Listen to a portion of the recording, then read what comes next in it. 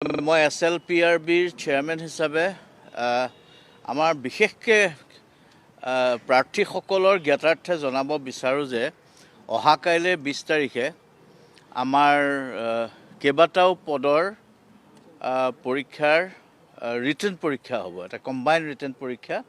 পদকেইটাৰ বিৰুদ্ধে যিকেইটা qualification criteria আছিলে এইকেইটা পদৰ কোৱালিফিকেশ্যন ক্ৰাইটেৰিয়া একেই আছিলে। গতিকে যেহেতু একেই কোৱালিফিকেশ্যন ক্ৰাইটেৰিয়া আমি আটাইকেইটাৰ কাৰণে এটা কম্বাইন ৰিটেন পৰীক্ষা পাতিছোঁ, লিখিত পৰীক্ষা। আৰু এইটো অহা কাইলৈ হ'ব আৰম্ভ। নিৰ্ধাৰিত সময়তকৈ কমেও 1.5 ঘণ্টা আগতে মই প্ৰাৰ্থীসকলক হাজিৰ হ'বলৈ অনুৰোধ কৰিছোঁ, কাৰণ তাত কিছুমান ফৰ্মেলিটিজ আছে, আনুষ্ঠানিকতা আছে, সেইখিনি কৰিব। আৰু আগতে 1.5 ঘণ্টা আগতে পাবহি লাগে। তেখেতলোকে ইতিমধ্যে এডমিট কাৰ্ড ডাউনলোড কৰিছে, সকলোৱে অনলাইন তেওঁলোকে ডাউনলোড কৰি লৈছে। আৰু আনিবলৈ কি দিয়া হ'ব সেইটো কথা এডমিট কাৰ্ডত উল্লেখ আছে। যিকেইটা বস্তু উল্লেখ কৰা আছে আনিবলৈ দিয়া হ'ব, সেইকেইটা বস্তু বাদে বেলেগ বস্তু আনিলে দায়িত্বটো তেওঁলোকৰ হ'ব। যদিহে চিৰিয়াছ কিবা আমি পাওঁ তেতিয়াহ'লে আমি কানুনী ব্যৱস্থা ল'ব লাগিব। বল পইণ্ট পেন ব্লেক আখৰৰ, ব্লেক ৰঙৰ বা পেঞ্চিল, দেন আইডেণ্টিটি প্ৰুফ, পৰিচয় পত্ৰৰ কাৰণে আধাৰে হওক বা অন্যান্য ভোটাৰ কাৰ্ড ইত্যাদি কিবা থাকিব লাগিব, ড্ৰাইভিং লাইচেঞ্চ হ'লেও হ'ব। এডমিট কাৰ্ডখন ৰাখিবই লাগিব। পাহৰিলোঁ বুলি যাতে এডমিট কাৰ্ড কোনেও নকয়, কাৰণ বঞ্চিত হৈ যাব। এটা ৱাটাৰ বটল, পানীৰ বটল এটা তেওঁক দিয়া হ'ব আনিবলৈ। আৰু এই সমুদায় বস্তু এডমিট কাৰ্ডত যেনেকৈ লিখা আছে তেনেকৈ যাতে তেওঁলোকে আনে। আমাৰ ছিকিউৰিটি ব্যৱস্থাটো, কাৰণ আমাৰ 3 লেয়াৰ ছিকিউৰিটি আছে ব্যৱস্থা। প্ৰতিটো 15টা জিলাত এই পৰীক্ষাখিনি হ'ব।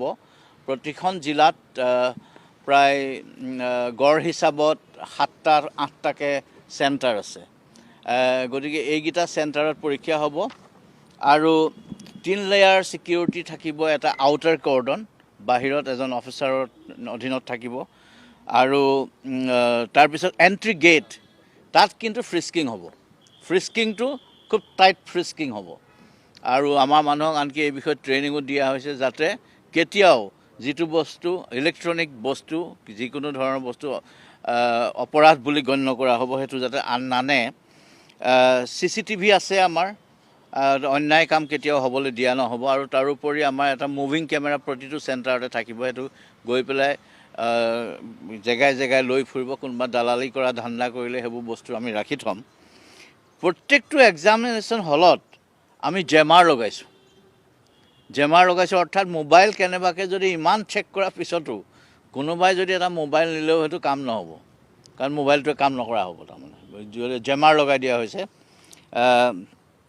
আনকি ইনভিজিলেটৰ বা পৰীক্ষা পাতিবলগীয়া যিখিনি ষ্টাফ আছে তেওঁলোকৰ মোবাইলখিনিও জমা লৈ এক্সামিনেশ্যন হেডৰ যিজন চেণ্টাৰ হেড তেখেতৰ হাতত জমা দি ৰখা হ'ব। মোবাইলখিনি যিখিনি ষ্টাফৰ তেওঁলোকৰো তেনেকৈ ৰখা হ'ব। গতিকে মই সমূহ পৰীক্ষাৰ্থীলৈ মোৰ অফুৰন্ত শুভেচ্ছা জ্ঞাপন কৰিছোঁ। সকলো নিয়ম মানি যাতে তেখেতলোকে পৰীক্ষাটো দিয়ে। এটা কথা, ইটছ জিৰ' টলাৰেঞ্চ ইছ্যু। আৰু আমাৰ পৰীক্ষা আয়োজকে হওক, পৰীক্ষাৰ্থীয়ে হওক বা তেওঁলোকৰ অভিভাৱকে হওক, তেওঁলোকৰ যিকোনো ব্যক্তিয়ে যদি কিবা গণ্ডগোলীয়া কাম কৰাৰ দূৰৰ পৰাও কিবা এটা চিন্তা কৰিছে, সেইটো এতিয়াই বাদ দিয়ক সেইবোৰ চিন্তা, কাৰণ কোনো অন্যায়ৰ স্ক'পো নাই। বেইমানি কৰোঁ বুলি ক'লে বেইমানি কৰিবও নোৱাৰিব। আৰু ধৰা পৰিলে কানুনী ব্যৱস্থা গম পাইছে, কানুনী ব্যৱস্থা কিমান ষ্ট্ৰং আজিকালি, সেইখিনি হ'ব। গতিকে অনুগ্ৰহ কৰি কোনেও যাতে বেয়া চিন্তা নকৰে, ভালকৈ পঢ়া শুনা কৰি মেলি ভালকৈ পৰীক্ষাটো দিয়ক। আমাৰ এইটো 9,017টা পৰীক্ষাটো সেৱা, মানে পৰীক্ষা প্ৰশ্ন কটা, প্ৰশ্ন চপোৱা, এইখিনি সেৱাই গোটেইখিনি কৰিছে। কিন্তু আমি জইণ্টলি অৰ্গেনাইজ কৰিছোঁ। আমাৰ superintendent of police of the district is the chairman of the examination committee, আৰু সেৱাৰ এজন ৰিপ্ৰেজেণ্টেটিভ তাত